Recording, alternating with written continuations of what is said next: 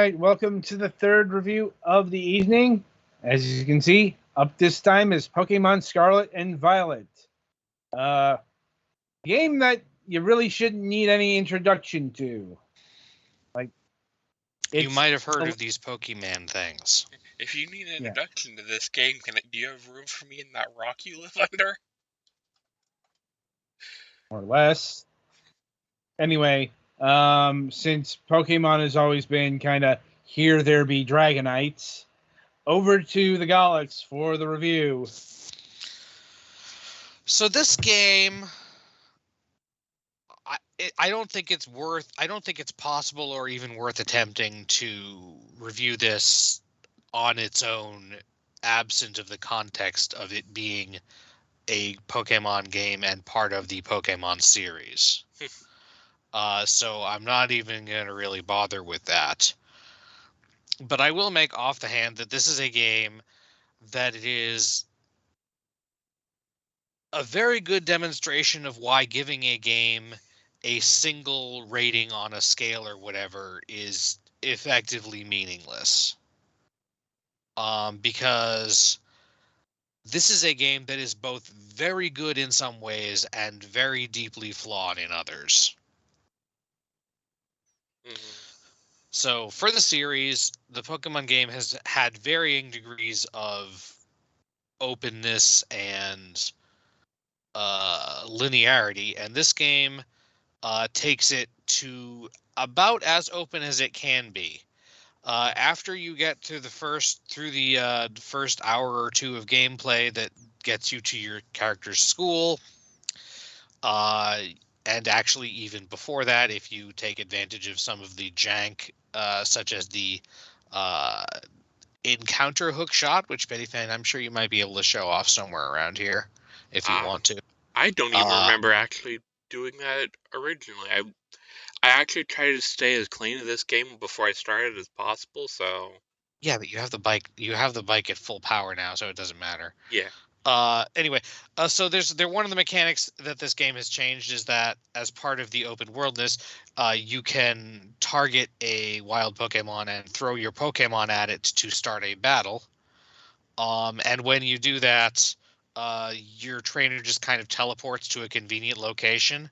Oh, and it is definitely possible to get up or across to places you're not supposed to be early in the game by doing that. That may have caused a couple soft locks for me. There should not be any soft locks because you can always fly somewhere. Fair. Fly is available literally from, I think, as soon as you get your starter Pokemon, if not sooner. Good to know. As with the last few games, it's just on the map. You select a location you've been to and fly, and there are, for not actually being that many towns in this game proper, there are certainly plenty of places you can fly to because there are watchtowers and landmarks and stuff that are fly-toable. Mm-hmm. Anyway, after you get to school, as I was saying before I got off track about how you could sneak out of bounds even really early, you are technically free to pursue the 3 different tracks that this game puts you on in any order, both within the tracks and between them. Mm-hmm.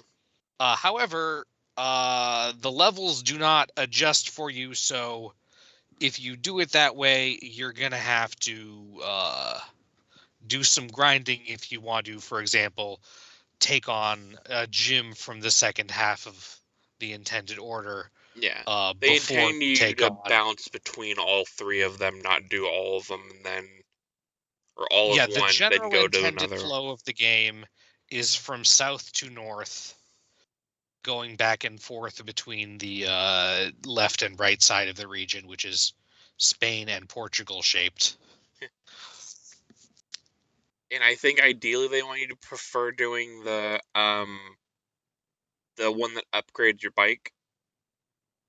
You don't have to. Actually, you can get to every gym on foot, every gym town on foot. and I think every star base with, if not on foot, with your basic bike. The hardest one is the fighting one, which you kind of have to come down off the mountain for. You can't go back up from there, but again, you can fly. So, Well, glide, but yeah. no, you can Oh well, use yeah. you can Never call mind. the flying taxi to get out of that area.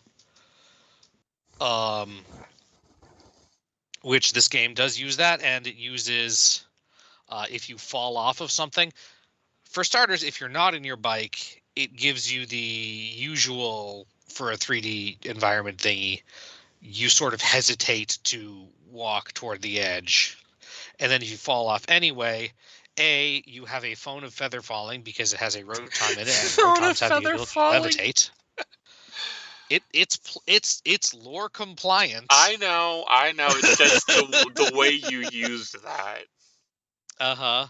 And also, it gives you an option to go right back up to where you fell down from, which is useful if you fell down by accident. Which, seeing how they generally don't let you fall, or at least try to stop you from falling, yeah, it's probably an accident. Yeah. But yes, having the freedom to go back and forth between gym challenges, the quote-unquote villainous team bases, because really they're, as has been the case for the last couple of regions, they're like mostly misunderstood and just kind of jerks sometimes. And the fighting powerful Pokemon, the freedom to choose your path between those and uncovering the story at your own pace is a great experience. And actually, the writing for the 3 stories is actually, well, the gym story writing isn't that amazing, but the gym leaders are fun characters. The other 2 have actual quite good story writing, especially for a Pokemon game. Larry is my spirit animal.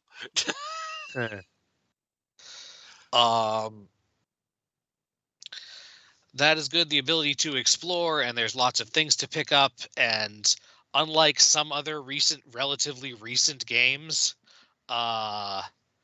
this game is not afraid to show off all of its new Pokemon and have them be like, oh, hey, everywhere you go, you're likely to find something interesting and new, Pokemon-wise.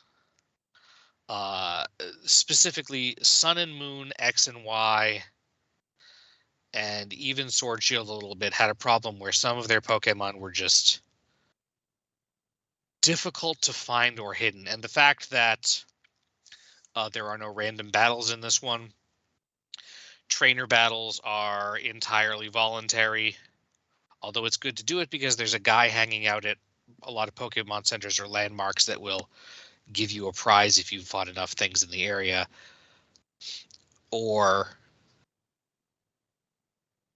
And all wild Pokemon are visible on the map, either singly or in groups of 5 or so, which sometimes have a special one in them. Also, not a whole lot of version exclusives in this one, which is also pretty nice. Yeah. And well, most of them are in for the end game, but yeah. I mean, that's the ones in the end game or post game are like half of the version exclusives in the entire game. Yeah. There are not many. And if you are multiplayering, there's a method where, as within Sword and Shield, where you can connect with someone and sort of explore the same world, only unlike in Sword and Shield, it's a lot more than sort of, and you can actually like interact, and each character will have Pokemon spawn around them, so you can actually catch exclusives from the other version that way if you happen to be around your friend. So yeah, that's a lot of the good stuff. The general world design, the stories and stuff. However, there are also many things that this game has severe weaknesses on. Its performance issues are well documented at this point, even compared to Pokemon Legends Arceus, which came out recently before this, and is the like second most open world. It's like 5 open zones instead of truly open world, but this game has not the graphics are in general slightly lower quality, I think, I also barring some don't of like the the shaders that they use because it makes it hard to tell if something's yeah, shiny or it's not. difficult to tell. Legends Arceus had some good shaders that give everything a sort of pastish feel. Mhm. Like the Pokemon models themselves in this game, I think, are better, but the environments are a little bit blander. And there are some performance errors, performance problems like WoW that they've already had one patch that improved a little bit, but you might see random little Pokeballs that are just coordinate markers showing up, especially if you leave the game on for too long. Your camera and or you might get stuck in walls. Frequently, wild Pokemon will get stuck in walls. Random Pokemon will randomly walk through while you're having a battle.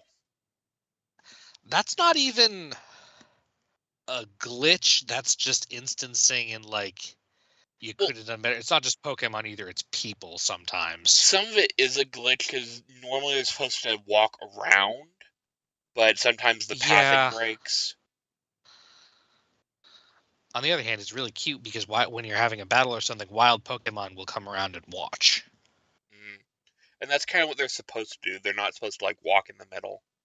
Yeah, but sometimes things will walk through. Also, the Pokemon centers, which here are very small outdoor. They're almost like gas stations, almost like for a I motorcycle. want to call those Pokestops rather than centers, because that's another flaw with this game. There are barely any indoor areas in the entire game. Right. Minus caves. There's your house. There's the school. There's hair salons, which have literally the same interior as they have since X and Y. There's the sandwich shop, which they're all the same, but they have different clientele. And I think they're reusing a like area model from, I believe, Sun and Moon, the cafe. Might be. I'm not sure if that one's reused, but it's pretty basic, and they reuse the same one everywhere. And the League and the gyms all have the same lobby reskinned because the gyms are all prefab buildings in this region for some reason. Yeah, and the gym battles actually take place outside. Which is nice. Having battle courts in the towns is actually a really cool touch because it's just, this is a Pokemon world. People sometimes Pokemon battle for recreation. There's a place for that instead of people like having their Rattata fight the neighbor's Vulpix inside a house and burn the house down. Look, you'd pull that off one time.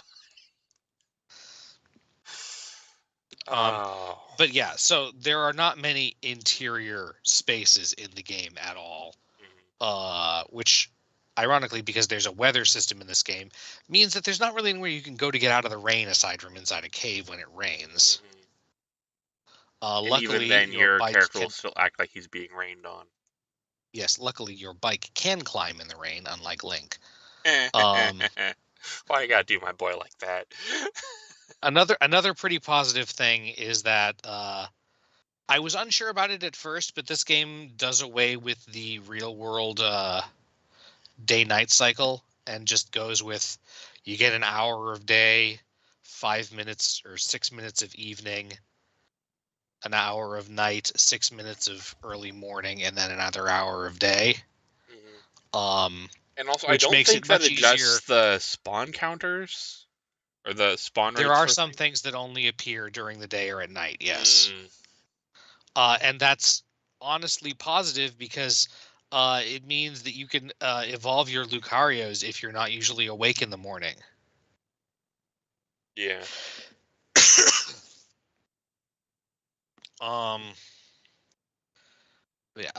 Petty Fans right now is doing this generation's version of raid battles, which are another thing that has some issues. While there are many ways in which these are improved over the ones in Sword and Shield, in that there's more that you can do. There's actually reasons to use status things, and spread moves don't make you kill all your allies. The do everything at your own paceness means that sometimes you inexplicably lag out and can't do anything for a while, or it doesn't show you something that your opponent did if you did something at the same time, and that can be upsetting. Desync One is a of the common problem online. one of the event raid strategies is using a slow bro that buffs itself and then use stored power that gets stronger based on how many times you've buffed yourself, and then having another dude use acupressure on your slow bro to buff it faster. And it does not tell the person with the slow bro what stat got buffed by the acupressure. But it's kind of a mixed bag. The performances are weird. Sometimes at the very end it will lag a lot on and it's hard to tell if you actually defeated the opponent or not. Yeah, and that's part of that is the desync issue. Yeah, the desync is a Nintendo significant knows, issue. and it's supposedly going to be adjusted in the next patch. Yes, they are still working on improving this game, which hopefully they manage to, because I'm someone who's not very sensitive to game performance issues, and the game performance issues in this game are sometimes issues for me. Mm-hmm. So the lighting, oh my god, well, I still don't know what the hell they did, because yeah, the lighting, things casting shadows or not, sometimes flickers on and off. Sometimes when your HUD comes up, it makes the lights go full bloom. Mm-hmm. The crystal refractions that appear in a few areas and in raids are a little bit weird sometimes. Yeah. Menu navigation, and especially Pokemon box navigation, and the Pokédex navigation actually are extremely slow. I didn't Honestly, notice this Pokemon particularly. box navigation hasn't been good since we left the DS, because Yeah, but touchscreen. look, it took like a full second and a half to load everything that was in your box. And it's like it can only load one box at a time instead of also having the ones next to it in memory quickly. And these are also just still JPEGs, not full models. That's fine. Well, I mean, for the loading issue is kind of a problem. Yeah, if it was loading the full models, I could kind of see that, but yeah, these are just fixed JPEGs or fixed images. I don't know what the file format is. Yeah. The Pokédex, actually, I was watching someone else play this, and there was a hilarious thing where when they were flipping back and forth between the front and back of the Pokédex by going pressing left when you're on at one, sometimes it'll show you the pictures of things you don't have yet. For a second, enough to be semi spoilers. So yeah, as you can see what I'm pointing out, this game, a lot of the content of it is very, very good for a Pokemon game. It also has what is not a deal breaker for me, but is totally understandable if it's a deal breaker for people. Degrees of performance problems. So, giving this game one number on a scale from 1 to 10 is really rough when you want to give it a 2 or 3 for this is a full price game produced in the year of the year 2022. For technical stuff, but also at least a 9, I think, on story writing for a Pokemon game, which is probably 7 or 8 by most other standards. But seriously, the standards for writing in the Pokemon franchise are not very high. We're finally getting rid of Ash after 25 years? I'm not even talking about the anime, although I yeah. think the anime should have gone to rolling protagonists around Sinnoh at the latest. Probably. I mean, rolling protagonists can work. It works for Kamen Rider. It works for Super Sentai. It works for Pretty Cure. Works for Digimon. Other things can do that. And it doesn't raise as many questions about, hey, that kid has been 10 years old for a decade now. That kid's been 10 years old for 20 years. I was gonna say, and the for a decade now would have been like 15 years ago.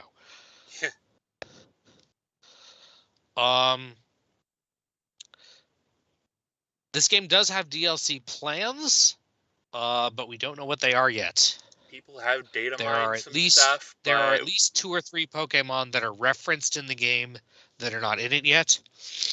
Home compatibility actually still hasn't been added, and when it is, you will be able to transfer the Pokemon that were new in Legends Arceus into this game. All of them are in the regional decks.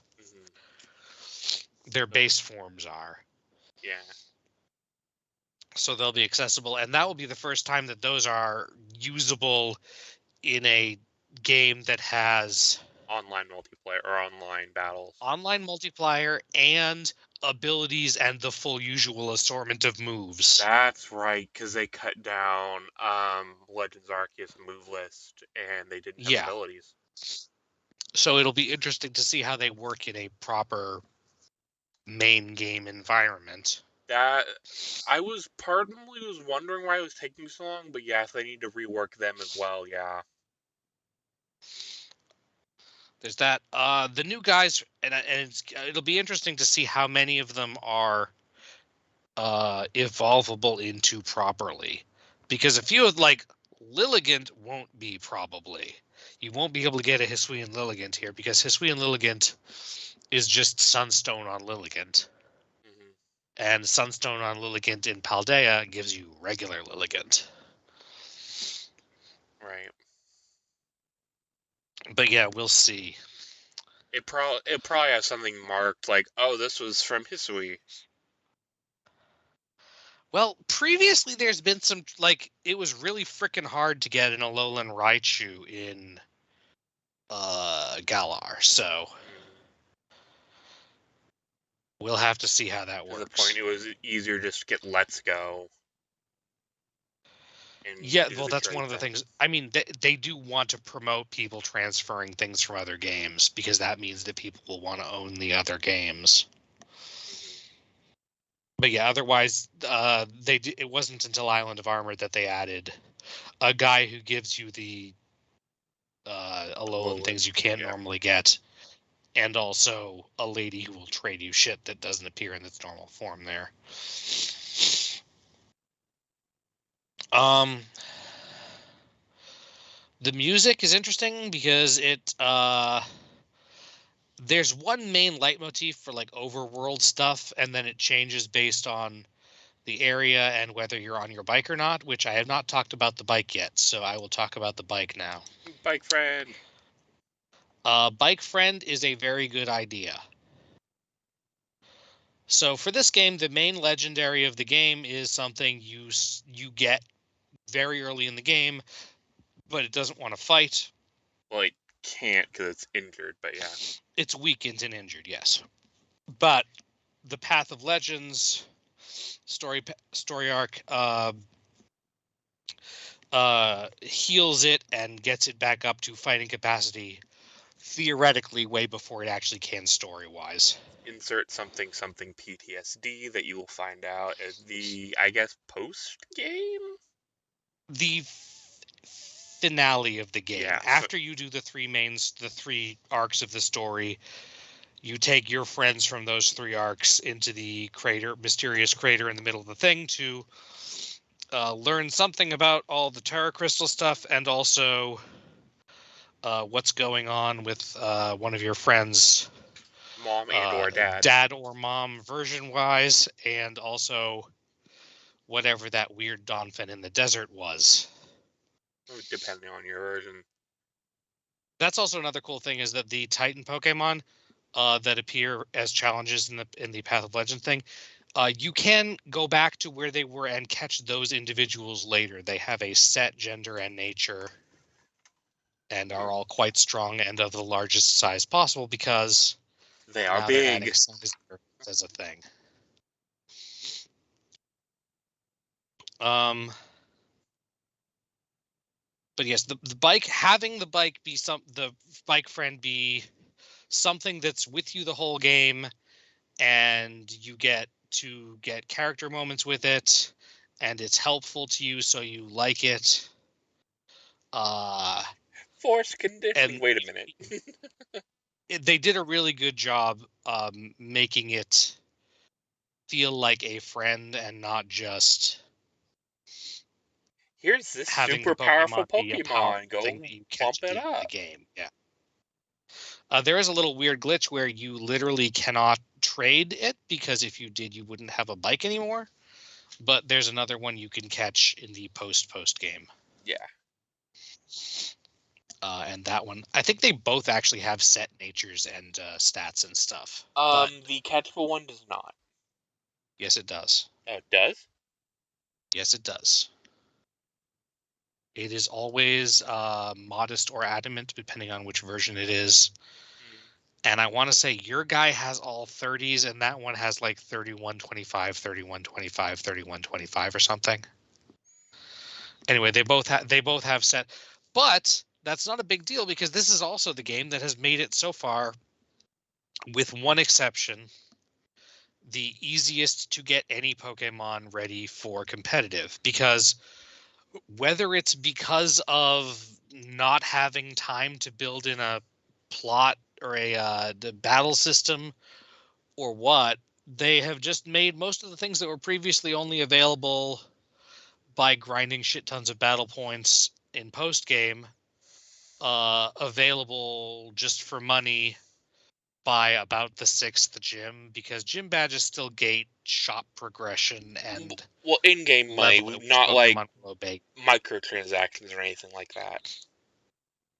Yeah, in-game money, not like real money. And you can get in-game money quite easily by doing raids, or just literally walking around in the desert and picking up star pieces and shit to sell.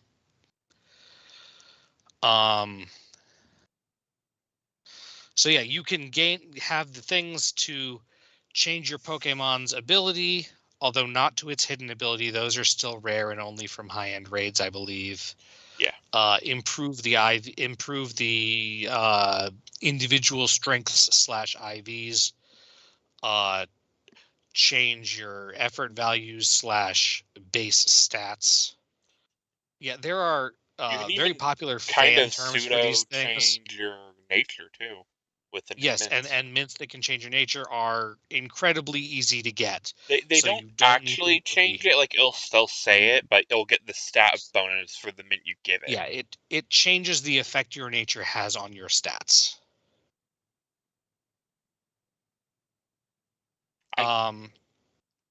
So yeah, it's with all of that just being, and also most of the items that are only really used in competitive, most of those are also available just for sale now.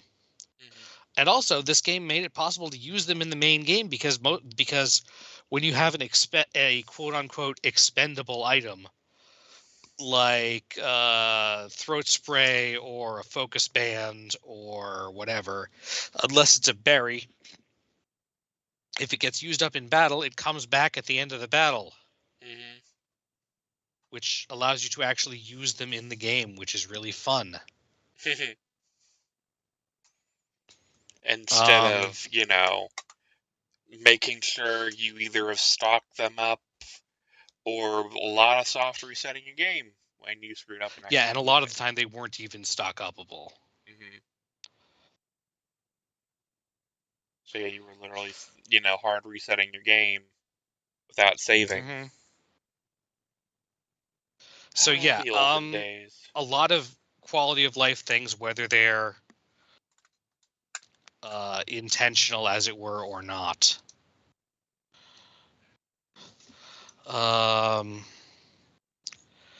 Let's see. But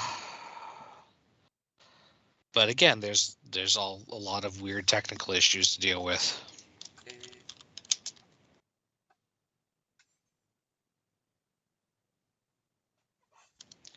So yeah, a lot of this game, how it is for you, is going to be in the eye of how much you can handle the weirdness, the technical problems, because a lot of the other stuff is really good.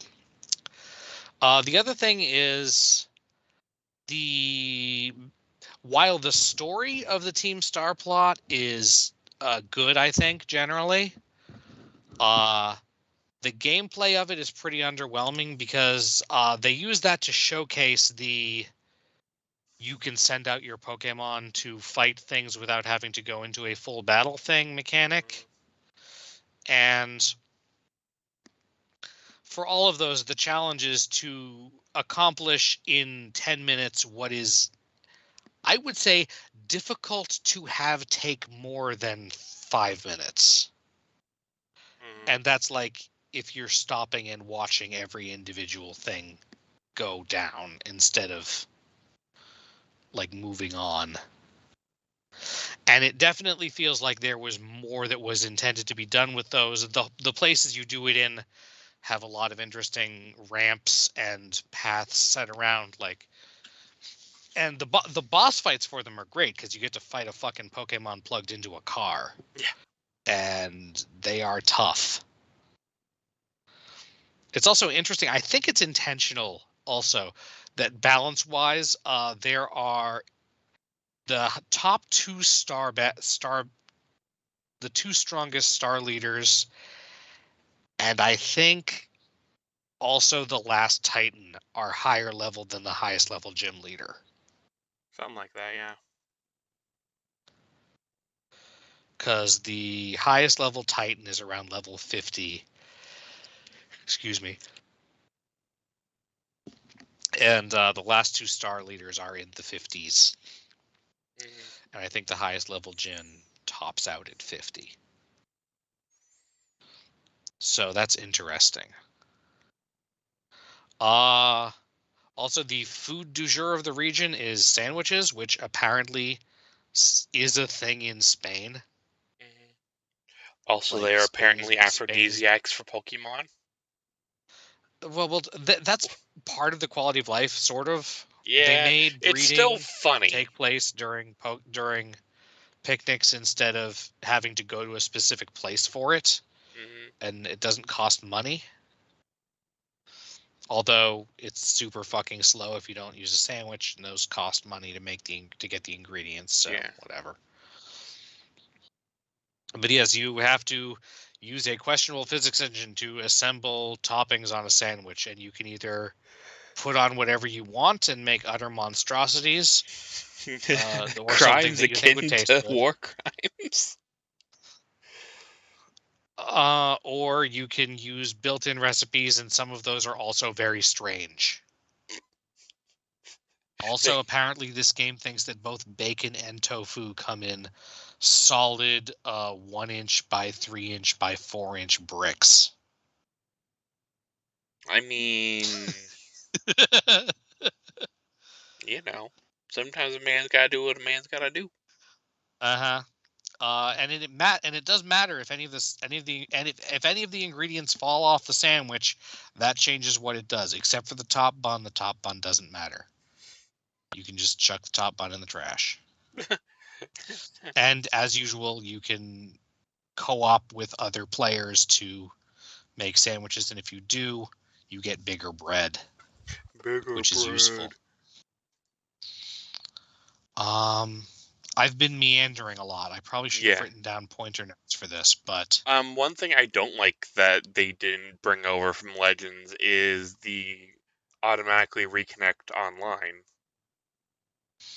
That is true.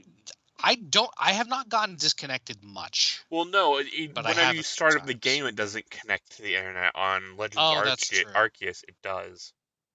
On the other hand, if it did, you wouldn't be able to maintain your event raids way past the time when the event is supposed to end. I mean, I guess fair, though, it could always just, resync whenever you get back on. Mm-hmm. But I guess, to each their own. Yeah. Sword and Shield, you had to manually connect to the internet, too, so...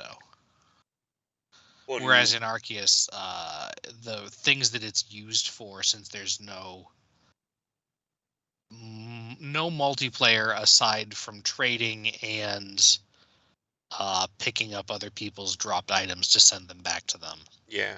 is a lot less. Which sucks that that's how you get a lot of the evolution items. Yes, though you can also find most of them in the wild somewhere. Or in time distortions, or by riding a bear and having it dig stuff up for you. Let's see. What have I not covered? I don't want to go into spoilers for the final plot, aside from the fact that it's like really good for a Pokemon. Mm-hmm. And even some of the graphics, and like the final area has the usual graphical issues, but the aesthetics of the area are really cool. Mm-hmm. And also the final battle is just very visually striking.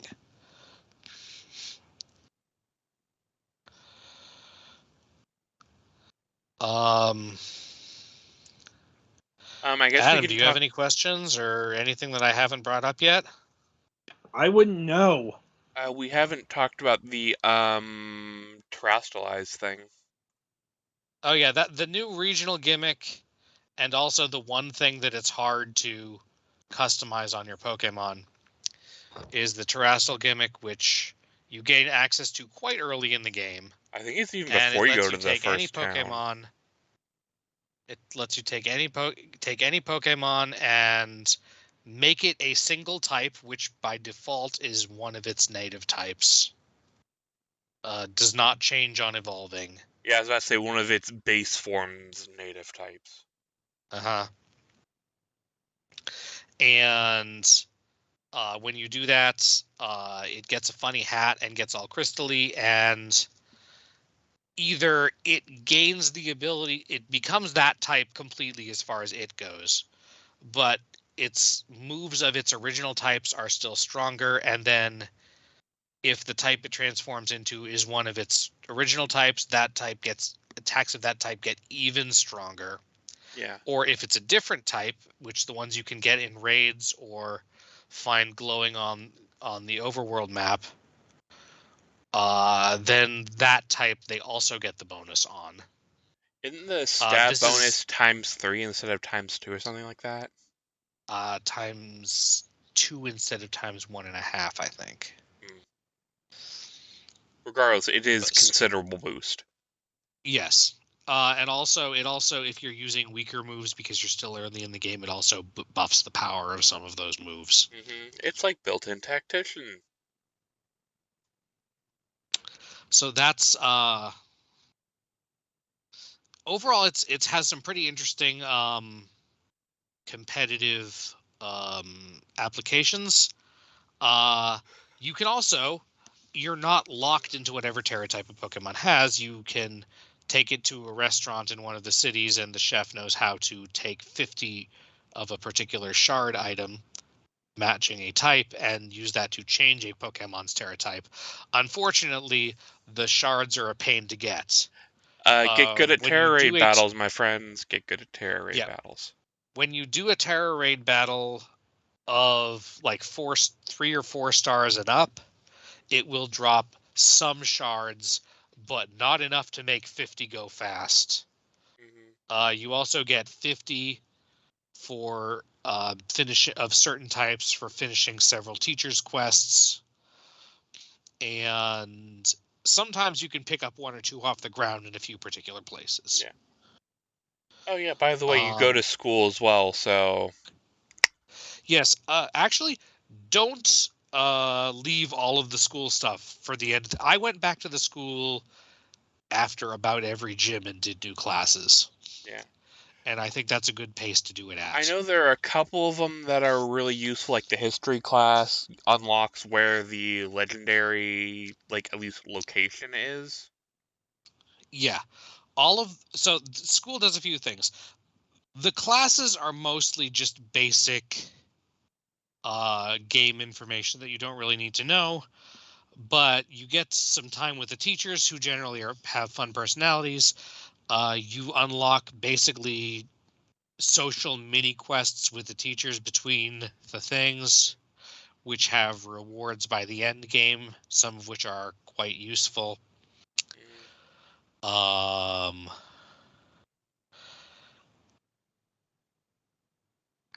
What was I going to say? And yeah, and one class it gives you some more background on the regional legendary quartet, which you need to pull up a bunch of mysterious stakes to find, and then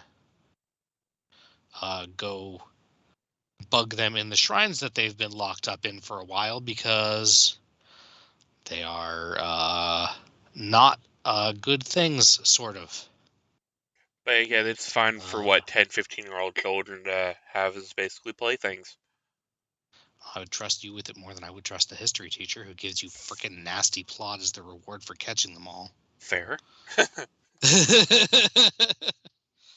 But yeah, going back to the classes, it's better to do it occasionally than it is to like, oh hey, I beat the game, now it's all of this. Yeah.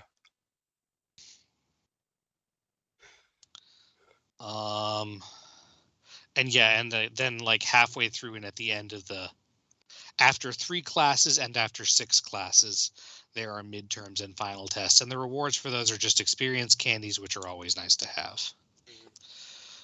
They're not hard, except for the fucking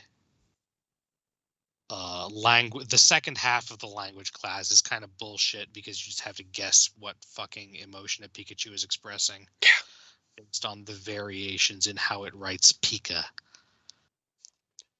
I almost think that was kind of a troll thing, but it might be, but it's annoying.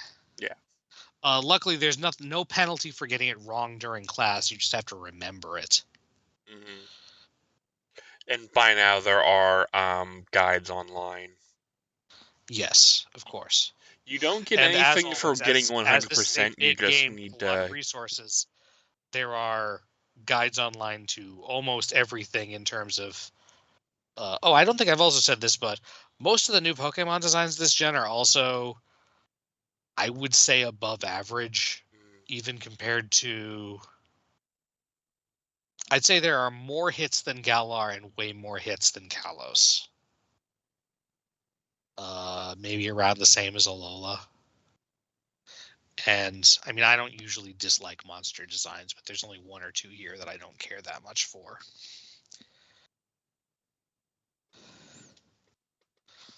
Also, they did some really interesting.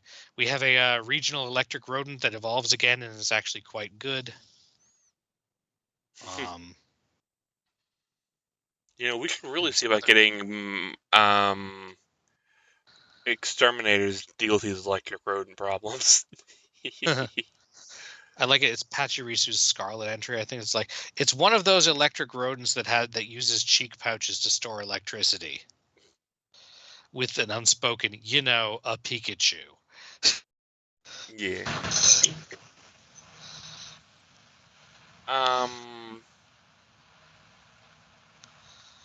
I think the only other thing we haven't really gotten into is the other Pokemon they've added, like Charizard, Greninja, Cinderace. I guess that's something. So because this is a modern game, it includes events to keep you interested, and these events take the form of raids that are only available for a certain amount of time.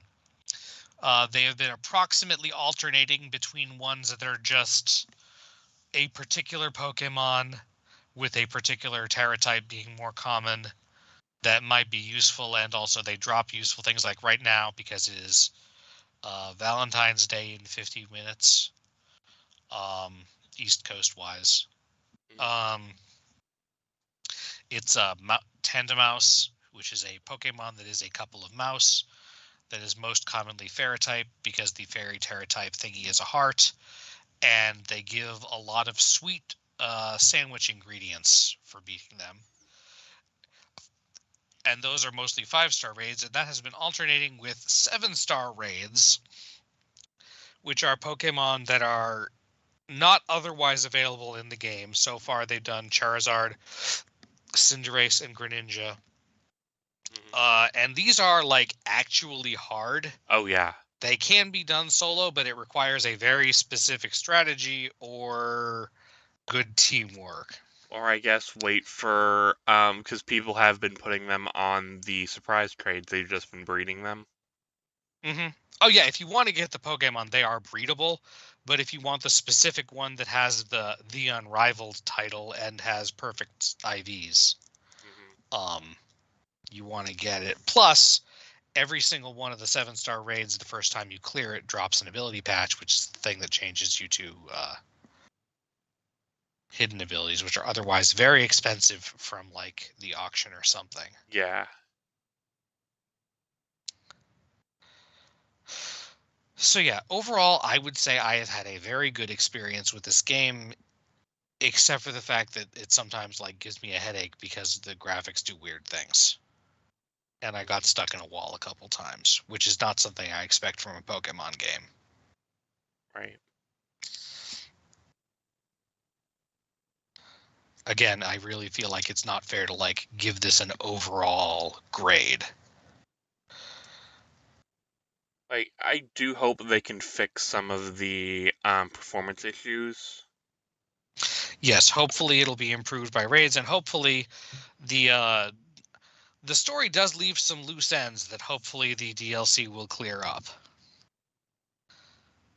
But yes, this is a $60 game, and as a first-party Nintendo game, it will be going on sale sometime in like a couple of decades, maybe. If that. Yeah, so overall, you probably already know if you like this, but hopefully our opinions have helped inform it if you had not already decided. Indeed. So I guess that's it from us. I think so, unless anyone can think of anything. Oh, you're looking at this game did have some new interesting evolution mechanics. Yeah, like the dolphin friendship thing. Yeah, the dolphin only evolves if you level it up while playing co-op with someone else. They finally brought in the evolves after using a move enough times, which was also kind of in Legends, but in Legends it was usually in a particular style too. Yeah. And evolves after walking with you for a certain amount of space, which was originally bugged. Oh yeah. They fixed that. They still can't. You still actually have to walk with them. You can't just like roll alongside them with your bike. Bike works, I think, but It does, but you can outpace them, and doesn't. they go back into the Pokeball. If you go like even. Oh yeah, if they go back into the Pokeball, it stops counting for a while. What it used to do was if they go back into the Pokeball, it erased the progress, and they fixed that bug. But yeah, just if you're concerned about it, just run up and down the steps. Walk up and down the steps at school a while. Or like walk across the desert or something. It's pretty easy with Bramblin and Pomo. Rellor is a bit slower. Yeah. Because it's a dung beetle and it's rolling a big ball. Of dung. Yeah, I think that's all I have. I mean, I could talk about the game more, but I'd probably be repeating myself and getting more subjective. No, let's sunset this conversation for the time being, I think. Right. We've already gone kind of long. Yes. Which, honestly, I expected. But be that as it may, that's about it for Pokemon Scarlet and Pokemon Violet. Be sure to tune in after the break as we review Hyperdimension Neptunia, Sisters versus Sisters.